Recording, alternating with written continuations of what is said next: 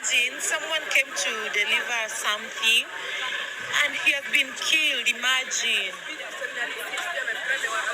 He just came to deliver meat and he has been killed because he was asking for them to be like he wanted the guys to pay him and then wakakacha kumlipa. Imagine they killed him.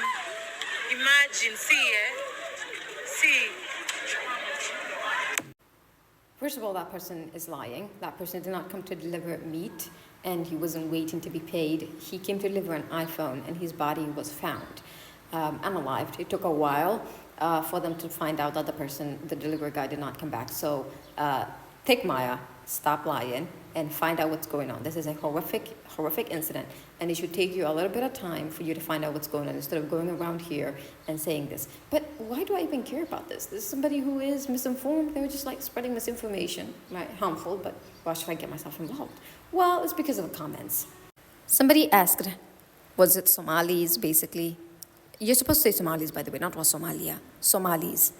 And Thick Maya says, which is basically yes. And that is my whole issue with this thing. You are spreading misinformation. You don't know what happened. You don't know what happened to this person. And you're sure it was done by a Somali person. Now, you are probably comfortable enough spreading misinformation as long as it does not hurt you.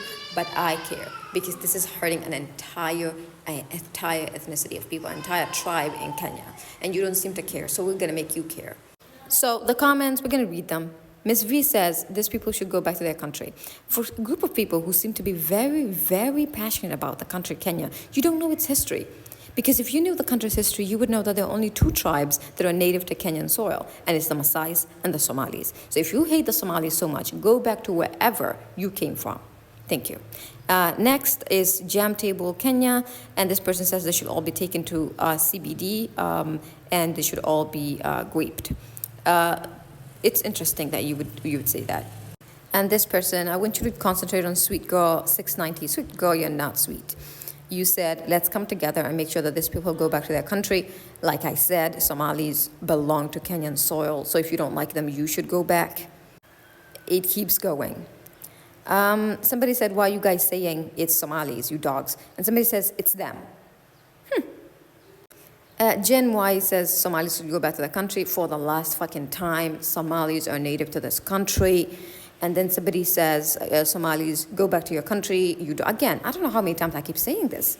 We have Mr. Existential Cries here. The funny thing is, guys, nothing will probably happen to these people. Our justice system is beyond broken. These people will be given a deal and they'll go back to the street. And they'll go to Milimani, the court police, and they'll give some money and then the case will be closed. Oh. Yeah, I forgot. Walter Adventures says that you can never deliver to Somalis. Oh my God, what are we going to do without you not delivering to us, Walter? We're saddened by this. And somebody says, again, Somalis need to go back to their country. This is so boring. Oh, your hate is so boring. Make it interesting. Yeah. And Lenny Brownier says that Kenyans are being humiliated in their own land. For the last fucking time, pick up a geography book. It does not belong to you. The land is not. You're not native to it, dumbass. And finally, we're going to see the person who started this video and did not clarify and was sure that it was a Somali person that actually did this crime, which is, again, a really awful thing to happen. I hate that we have to focus on this more than this crisis that just occurred. Here she is. Yeah. You know, I hate when people describe themselves by adjectives except to what they actually are. Thick Maya. Just call yourself that, because you are. And I believe that because of the amount of mass that you have accumulated, it's hard for the blood to reach to your brain. It has become a problem. That's why you're making stupid-ass videos like this. That's why you're doing some stupid shit like this. And I say this because now we know the person who actually committed the crime. And drumroll, please. Yeah, so apparently it's not a Somali person, like people were sure of. This is the number that, paid for everything and stuff like that. It's Hillary. Ooh, Hillary, what are we going to do? Is Hillary a Somali name? Is it? Jokes aside, guys, you should probably look more into it from now on instead of going around and spreading misinformation. And in case you're under pretense that I care about you guys, I don't. I just want you guys to leave Somalis alone because you're obsessed with us at this point. And, yeah, just I don't want to be loved by stupid people. I feel like love can only be meaningful if it's done by people who do meaningful things. And stupid xenophobic people will never do anything that I would want to be a part of.